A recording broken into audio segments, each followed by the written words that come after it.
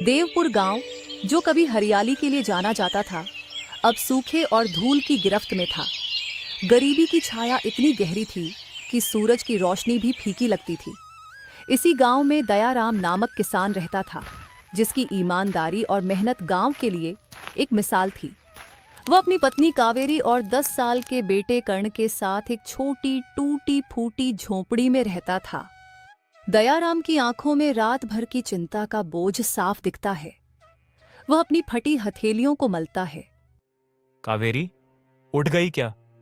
सुबह के 5 बज गए हैं। हमें खेत में जाना है। और सुनो, आज करण को भी उठा दो। खेत में काम ज्यादा है, अब उसे भी जिम्मेदारी लेनी होगी। ए जी, ये आप क्या बोल रहे हैं? हमारा करण, वह अभी बस बच्चा है। उसके हाथों में अभी मिट्टी नहीं, कलम होनी चाहिए। आप उसे इस तरह तपती धूप में कैसे झोंक सकते हैं? उसका शरीर अभी इतना मजबूत नहीं है। देखो कावेरी, मुझे भी पता है, पर हम क्या करें? अगर हम मिलकर काम नहीं करेंगे तो खाएंगे क्या? पिछले साल का कर्ज अभी तक सिर पर एक पत्थर की तरह रखा है। हमें इसे उतारना होगा। आप जानते हैं, वह पढ़ना चाहता है। वह रात में छिपकर कोयले से जमीन पर अक्षर लिखता है। और मैं उसका सपना पूरा करना चाहता हूँ, पर उसके लिए हमें पहले कुछ पैसे बचाने होंगे। जब फसल अच्छी होगी, तब जो पैसे बचेंगे उससे मैं आर्याग्राम जाकर उसके लिए एक मजबूत साइकिल लाऊंगा, ताकि वह पढ़ने जा सके। तब तक उसे हमारा साथ देना पड़ेगा।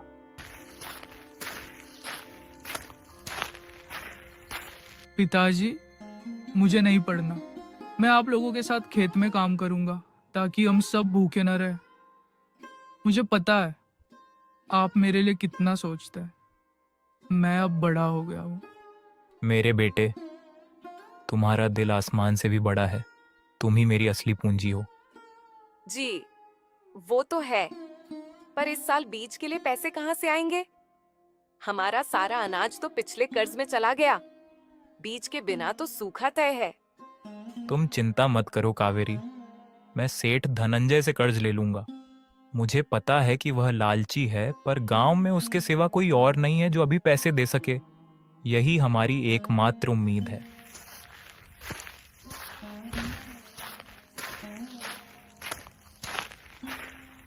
दयाराम डरते डरते हवेली के आंगन में प्रवेश करता है। हवेली की भव्यता उसे भीतर तक दबा देती है। सेठ जी, मुझे बीज के लिए कुछ पैसों की सख्त जरूरत है। मैं धान काटते ही आपके सारे पैसे ब्याज सहित लौटा दूंगा। हाँ जरूर दयाराम, तुम तो मेरे वफादार ग्राहक हो, पर मेरी कुछ शर्तें हैं जो तुम्हें पता होनी चाहिए। पहली शर्त, ब्याज 2 गुना, और दूसरी, सुरक्षा के तौर पर तुम अपनी झोपड़ी और खेत के कागजात मुझे सौंपोगे।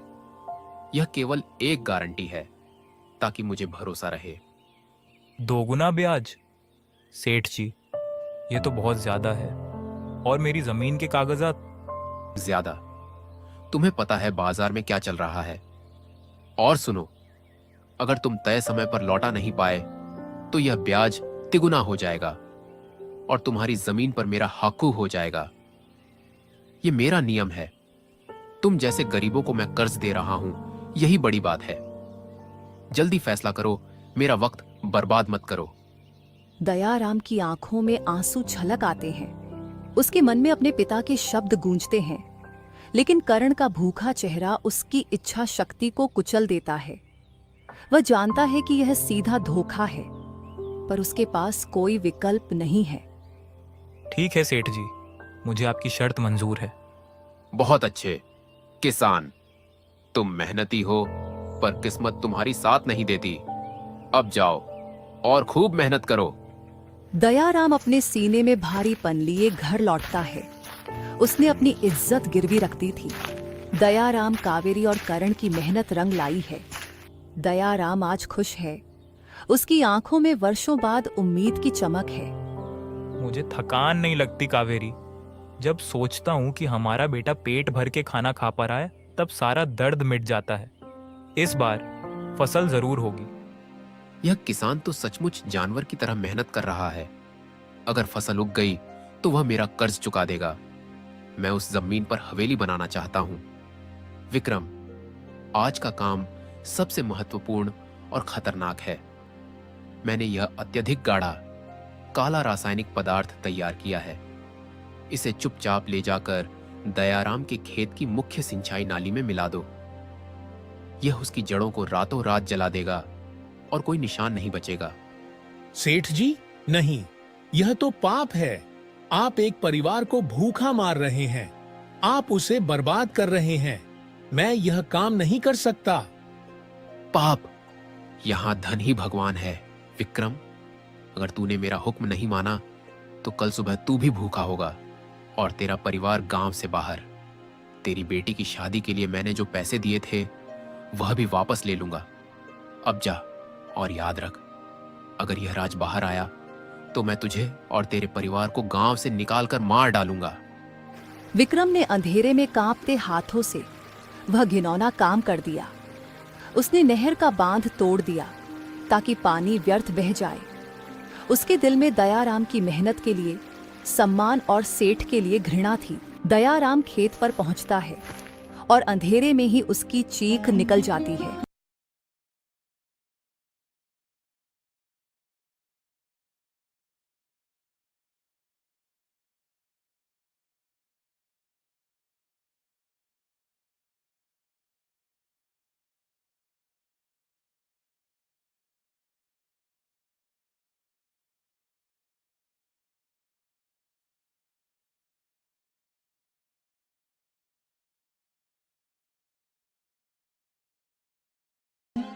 पिताजी, हम लड़ेंगे, आप बस उठो। दयाराम ने कर्ज नहीं चुकाया। अब उसकी झोपड़ी और खेत आज से मेरे हैं। कोई उसे सहारा ना दे। सेठ जी, यह अन्याय है। आप सिर्फ कागज पर नहीं, हकीकत में चोर हैं। सेठ जी, आप बहुत बुरे हो। आप ये सब छीन रहे हो। क्या आपको भगवान से डर नहीं लगता? लोगों, मैं यहाँ न्याय देने आया हूँ। किसने किसका हक छीना है? महाराज, यह किसान झूठा है। मैंने इसे कर्ज दिया और यह अब बहाना बना रहा है। सारे कागजात मेरे पास हैं।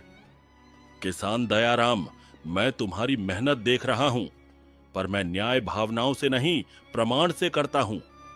धनंजय के पास कागजात हैं।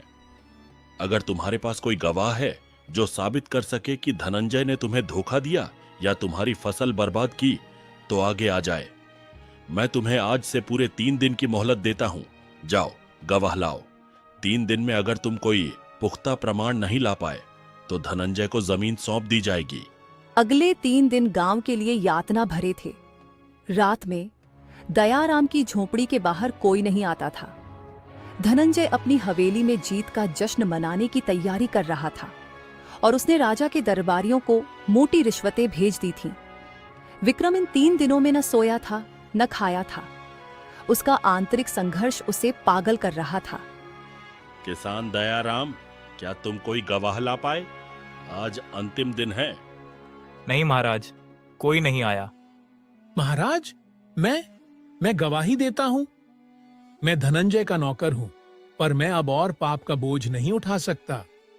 बोलो, जो सत्य है। महाराज, धनंजय ने सिर्फ कागजात पर धोखा नहीं दिया। जिस दिन दयाराम ने अंगूठा लगाया था, उस दिन सेठ ने कागज पर तिगुने ब्याज की शर्त लिखवाई थी और दयाराम की फसल को सेठ ने जानबूझकर बर्बाद किया। मैंने खुद सेठ के हुक्म पर नहर का पानी रोका और फसल में जहर मिलाया। सेठ ने मुझे मेरे बच्चों के नाम की कसम दी थी। यह झूठा है। गद्दार, इसने मुझसे रोटी खाई है। मारो इसे। ठहरो, अगर कोई और हथियार उठाएगा तो उसे तुरंत मौत के घाट उतार दिया जाएगा। सिपाहियों, इस गवाह को सुरक्षित करो और इन हमलावरों को तुरंत कैद करो। यह हमला ही इस बात का प्रमाण है। धनंजय, तुमने राज्य के नियमों को कलंकित किया।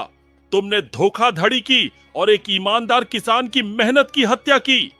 इस दुष्ट धनंजय को तुरंत जेल भेजो। इसका सारा धन जब्त करके गांव के गरीबों में बांटा जाए। दयाराम, तुम्हारी अटूट आस्था ही तुम्हारी असली ताकत है। आज से तुम्हारे खेत पर कर माफ होगा। तुम्हारे गांव में एक नया कुआं खुदवाया जाएगा और सिंचाई की पक्की व्यवस्था की जाएगी। और हाँ, यहाँ एक स्कूल भी बनवाया जाएगा। महाराज, क्या मैं उस स्कूल में पढ़ सकता हूँ? मैं बड़ा होकर सबको पढ़ाना चाहता हूँ। तुम इस गांव की नई सुबह हो करण।